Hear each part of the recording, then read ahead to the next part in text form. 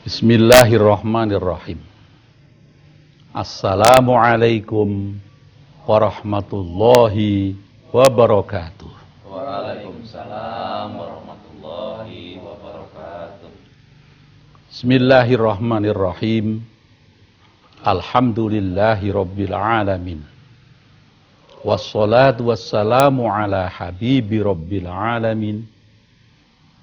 Wa sallallahu ala sayyidina Muhammadin wa ala alihi at-tayyibin at-tahirin wa sahabatil muntajabin wa man tabi'ahum bi ihsanin ila yaumiddin. Ma ba'du. Qala Allah Ta'ala fi kitabil karim. Bismillahirrahmanirrahim. Faman tabi'a hudaya fala khaufun 'alaihim walahum yahzanun. Pemirsa, baik yang di studio maupun yang di rumah atau dimanapun saja berada, berjumpa kembali dengan saya untuk sama-sama membedah Shiratal Mustaqim. Ya, pemirsa sekalian, pada kajian yang lalu telah saya sampaikan bahwa kita semuanya tidak ada yang pernah bertemu dengan Rasulullah Shallallahu Alaihi Wasallam, karena beliau juga sudah meninggal. Tapi berita tentang beliau, tentang ajaran beliau sampai kepada kita melalui perantara-perantara. Dan kemarin saya kasih rumus bahwa semua berita itu harus dicek and recheck. Jangan diterima kabar-kabari tersebut. Ya, baiklah pemirsa, saya punya pengalaman tentang cek and recheck ini. Sekitar 15 tahun yang lalu, di daerah Solo, Tawangmangu, saya pernah diperkenalkan oleh Sayyid Mustafa Al-Habsyi Solo dengan seorang bernama Pak Pranoto. Menurut Sayyid Mustafa Habsyi ini, Pak Pranoto itu pengen masuk Islam. Tapi tidak ada satupun ustadz Islam yang mampu mengislamkan beliau ini. Nah, Sayyid Mustafa bilang, barangkali ini Pak Sulaiman yang orang Jawa, sama-sama Jawanya bisa kali ngislamin Pak Pranoto. Nah, akhirnya saya diajak ke sana bersama dengan beberapa orang ustadz. Sampai di Pak Pranoto ini unik. Di tempat tinggalnya itu ada patung Budanya,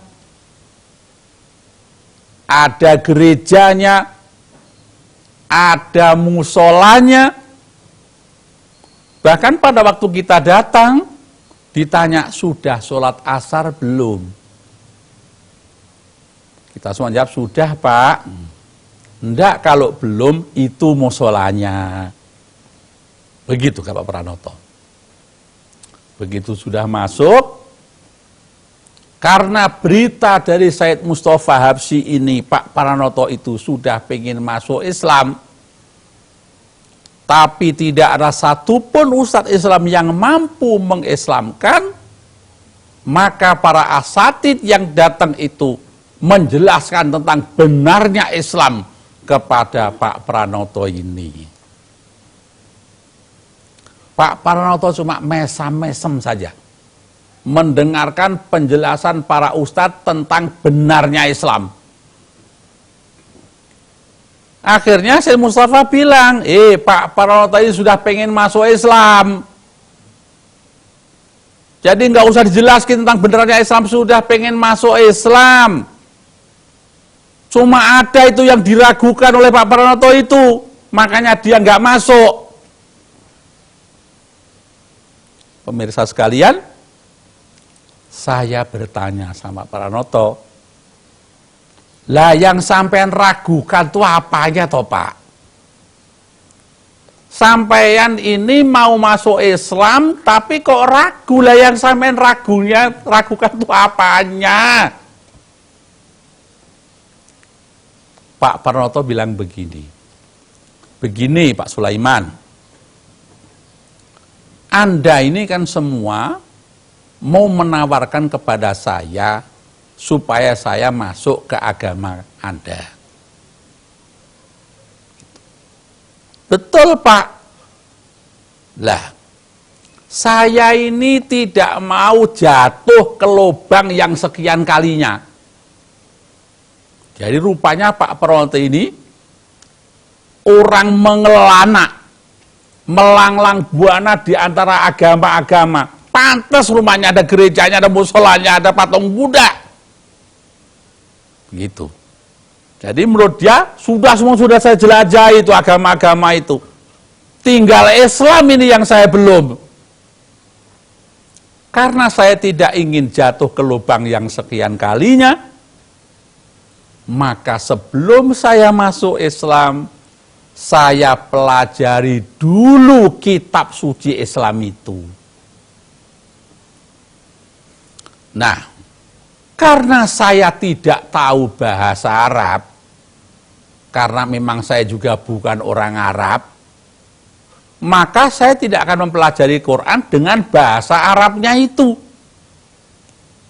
Saya pelajari terjemahannya, saya pelajari tafsirnya. Maka kemudian saya pergi ke toko buku, saya beli tafsir Al-Quran. Ternyata antara tafsir yang satu dengan yang lain tidak sama. Nah, yang jadi pertanyaan saya, Islam yang Anda tawarkan ini, itu Islam yang Al-Qur'annya menurut siapa? Ini yang saya bingung. Kalau Anda mengatakan umpama nih, NU Pak yang bener, loh apa yang Muhammadiyah salah? Kalau jawabnya, yang Muhammadiyah Pak yang benar, loh apa yang NU salah? Begitu juga tafsir-tafsir yang lain yang saling berbeda itu. Nah, jadi tolong ini jawab. Islam yang Anda tawarkan itu Islam yang Al-Qur'annya menurut siapa? Karena konsekuensinya nanti kalau saya masuk Islam, saya harus mengikuti kitab suci Islam itu. Nah, saya bilang, salaman Pak. Saya ajak salaman Pak Pranoto itu. Kenapa sampai ngajak salaman saya? Saya bilang, sama Pak. Sama apanya? Sampai itu sama saya sama. Sama apanya? Ya sama ragunya. Bahkan kalau Bapak ragu, wajar Pak, belum masuk. Lu saya ini dari bayi udah Islam, masih ragu kok sampai sekarang. Begitu. Nah, Pak Pranoto bilang, lah kalau sama-sama ragunya, kenapa Pak Sulaiman datang ke sini? Begitu. Saya bilang begini, ya walaupun sama Pak, tapi ada bedanya. Apa bedanya Pak Sulaiman?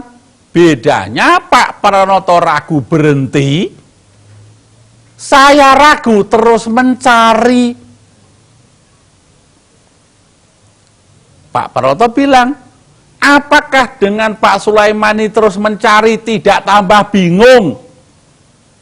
Tidak tambah pusing karena akan menemukan tafsir-tafsir Quran yang berbeda lagi dengan yang sudah ada. Nah, saya bilang, yaitu kalau tidak tahu rumusnya toh Pak. Kalau tahu rumusnya, maka tidak akan bingung, jangan-jangan 10-20 tafsir, jutaan tafsir yang berbeda. Tidak mungkin bingung, wong tahu rumusnya kok. Begitu. Pak Pranoto bilang, emang Pak Sulaiman sudah tahu rumusnya? Kalau nggak tahu Pak, saya nggak mungkin berani ke sini. Gitu. Nah ini namanya check and recheck. Nah terus Pak Pranoto tanya, bagaimana? Rumusnya gimana Pak Sulaiman? Nah, saya bilang begini, Pak Pranoto, sampean ini yakin nggak kalau Tuhan itu yang benar adalah Tuhannya Islam, yaitu Allah Subhanahu wa Ta'ala. Itulah Tuhan yang sesungguhnya. Bisa nggak Pak Pranoto mengingkarinya? Kata Pak Pranoto, soal Tuhan, saya yakin betul bahwa Tuhan yang benar adalah Tuhannya Islam, yaitu Allah itu. Nah, kemudian sekarang soal Muhammad, saya bilang, Nabi Muhammad itu betul-betul utusan Allah. Bisa nggak Pak Pranoto mengingkarinya? Kata Pak Pranoto, soal Nabi saya juga tidak bisa mengingkari. Memang Muhammad itu betul-betul Nabi, utusan Tuhan itu. Lah, lempengan di Quran ini loh Pak Sulaiman, saya yang ragu. Sebentar Pak Pranoto, kalau soal Tuhan sudah tidak ragu, tidak bisa mengingkarinya, bahwa Tuhan adalah Allah, dan Nabi Muhammad adalah seorang Nabi utusan Allah, tidak bisa ragu, berarti kita sama. Salaman, berarti kita sudah bertuhan sama, bernabi sama. Nah, kemudian Nabi Muhammad menerima wahyu Al-Quran. Pertanyaan saya, Nabi Muhammad menerima Al-Quran itu ditugaskan oleh Allah Subhanahu wa Ta'ala hanya menyampaikan bunyinya saja, apa juga menafsirkan apa maksudnya dari wahyu tersebut? Kata Pak Pranoto, karena Muhammad adalah betul-betul utusan Allah, maka dia pasti tidak hanya menyampaikan bunyinya, pasti juga menyampaikan apa maksudnya. Bagaimana itu maksud ayat-ayat tersebut? Kata Pak Pranoto begitu. Nah, kalau demikian, berarti Al-Quran itu sudah ditafsirkan apa belum oleh Muhammad Rasulullah ini? Kata Pak Pranoto, berarti sudah. Nah, kalau sudah ditafsirkan, maka jawabannya sekarang, Islam yang Al-Qur'annya menurut siapa yang Anda tawarkan kepada saya? Jawaban saya, ya Al-Qur'an menurut Muhammad Rasulullah itu dong Pak Pranoto. Itu yang akan saya tawarkan. Bukan Quran menurut NU, bukan menurut Muhammadiyah, bukan menurut Persis, bukan menurut siapa-siapa, tapi menurut yang menerimanya. Begitu. Nah, kata Pak Pranoto, apakah ada itu tafsir Quran Muhammad Rasulullah. Loh, tadi para itu bilang katanya sudah ditafsirkan oleh Nabi Muhammad. Lah kalau sudah ya berarti barangnya ada. Lah kecuali belum. Nah kalau belum cariin juga nggak ada, wong belum kok. Kemana juga kalau belum berarti nggak ada barangnya, nggak usah dicari. Tapi kalau sudah berarti barangnya ada. Ya kemana nyarinya nih Pak Sulaiman? Loh, makanya sampean cari ini rumus, cari. Tanya semua umat Islam, masa saat dunia nggak ada yang tahu. Cari setiap orang yang mengklaim diri sebagai Islam, pengikut Muhammad Rasulullah, dia pasti tahu. Tidak mungkin, kok nggak ada, kecuali memang belum ditafsirkan. Cari juga nggak ada. Tapi kalau sudah, pasti ada barangnya. Nah, ini jawabannya. Cari tafsir menurut Muhammad Rasulullah. Itu Muhammadiyah nggak ada, cari di NU nggak ada, cari di Persis nggak ada, cari di Imam Maliki, Syafi'i, Kambali, Hanafi, nggak ada, nyebrang ke Mu'tazilah, nyebrang ke Qadariyah, nyebrang ke Syiah, pokoknya Islam cariin. Pasti ada rumusnya. Ini namanya check and recheck, jangan kabar-kabari. Pemirsa sekalian, pengalaman yang kedua. Saya itu zaman Darul Arkom di Indonesia juga dianggap sesat oleh Muhammadiyah. Setelah Darul Arkom dibredel di Malaysia, sebelum Gus Dur jadi presiden itu, akhirnya Indonesia juga ikut-ikutan menganggap sesat kepada Darul Arkom itu. Nah, waktu itu menurut Muhammadiyah sesat, tapi menurut NU tidak. Waktu saya dulu pulang ke Madiun, nah dari pemirsa tahu saya aslinya orang Madiun, Jawa Timur. Ketika saya pulang ke Madiun, saya sowan kepada kiai saya.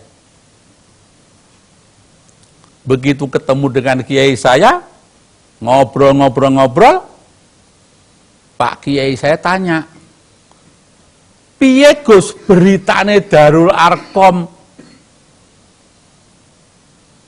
Gimana beritanya Darul Arkom tuh Gus?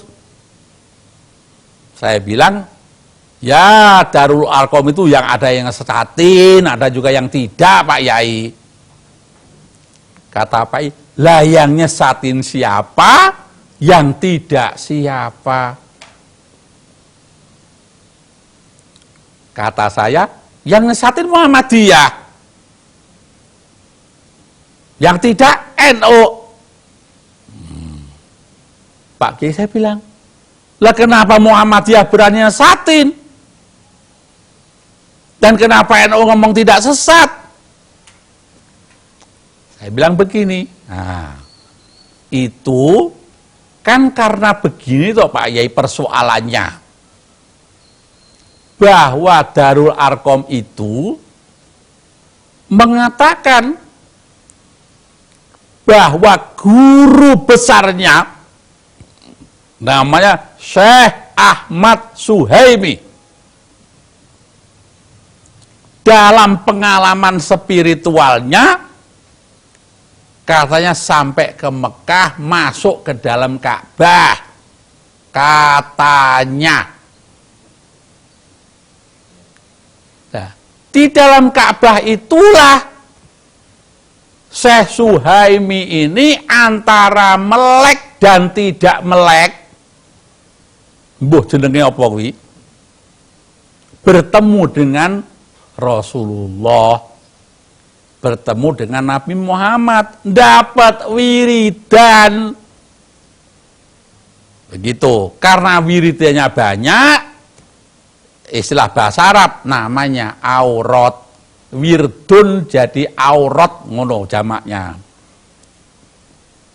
Banyak wirid-wirid begitu. Inilah yang diajarkan oleh Syekh Suhaimi kepada murid-muridnya. Makanya Darul Arqam punya wirid aurat Muhammadiyah. Wirid-wirid dari Nabi Muhammad langsung. Kata Pak Yai, lah kenapa Muhammadiyahnya satin? Kata Muhammadiyah, mana mungkin orang yang mati nemuin yang hidup? Mana mungkin? Gitu. Lah kok NU berani nggak nyesatin?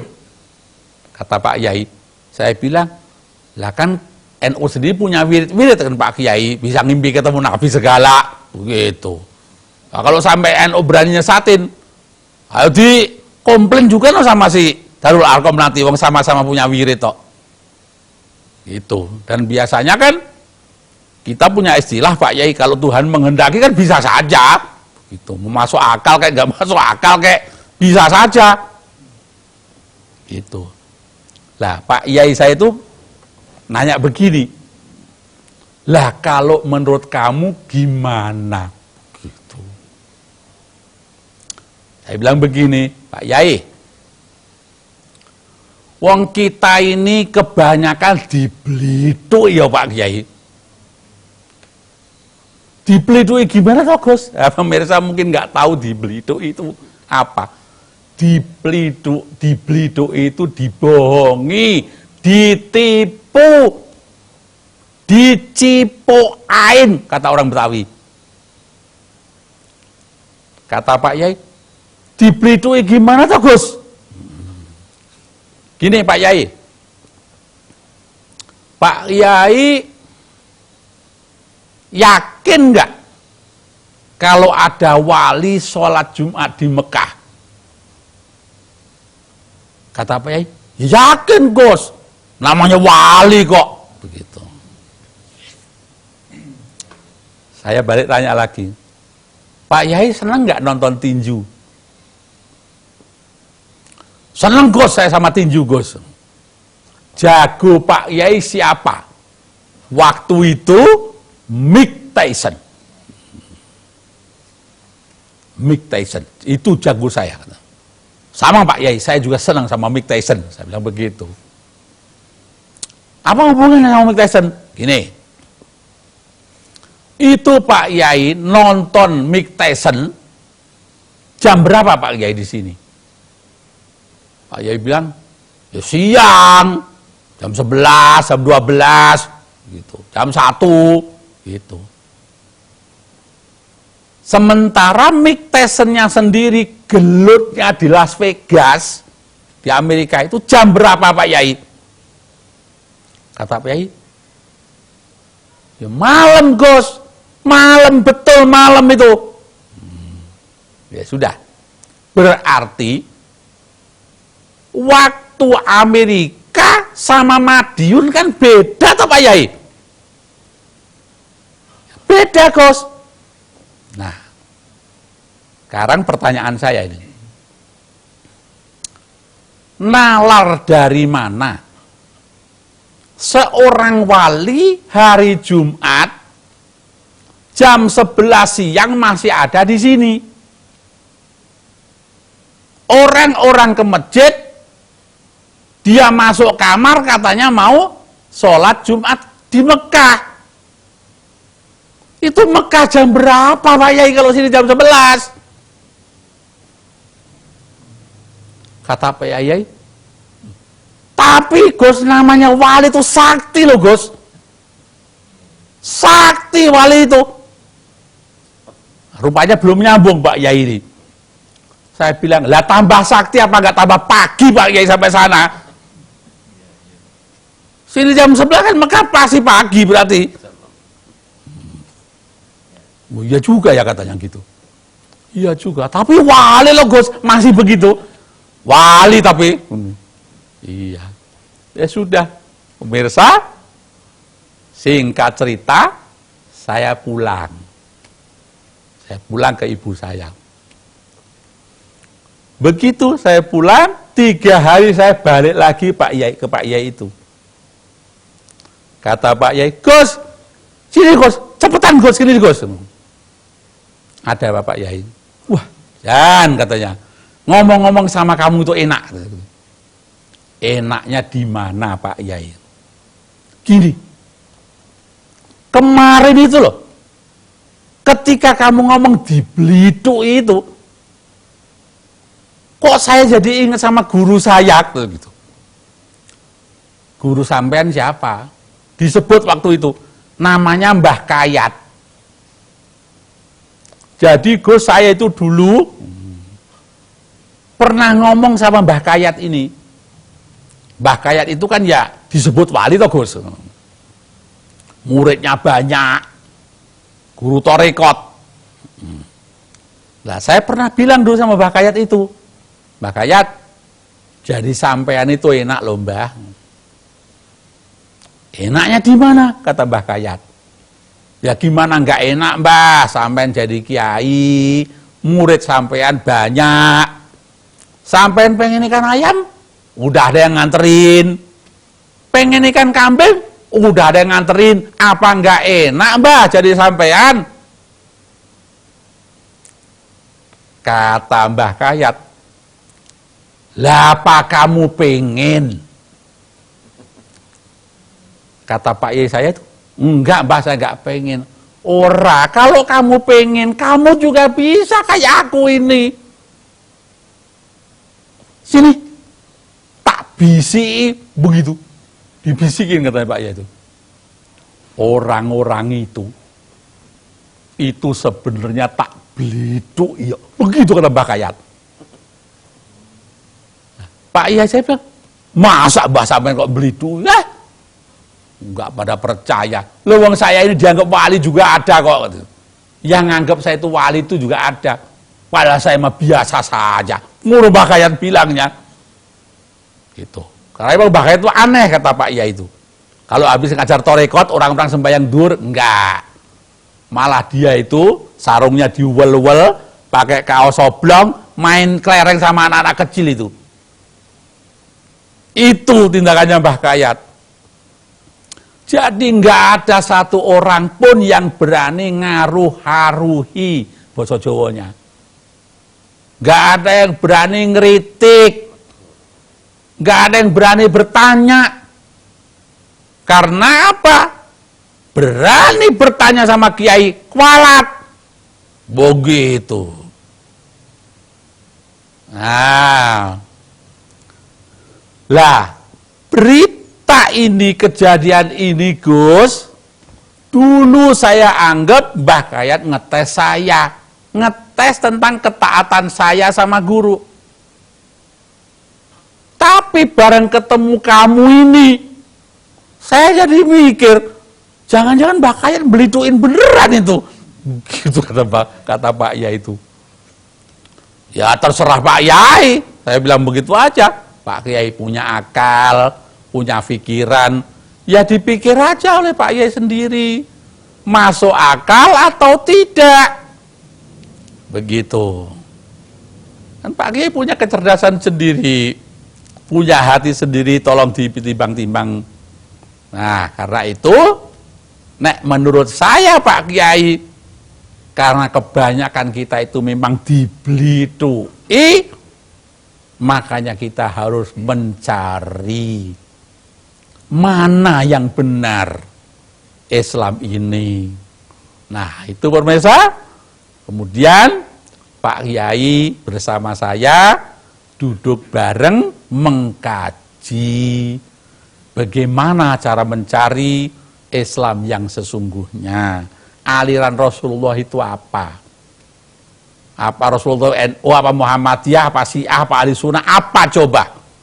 Nah, insya Allah para pemirsa sekalian, pada kesempatan yang lain akan saya jelaskan, akan kita bedah bersama bagaimana cek and rechecknya tentang Islam yang sesungguhnya. Demikian, wabillahi taufiq wal hidayah. Wassalamualaikum warahmatullahi wabarakatuh. Waalaikumsalam.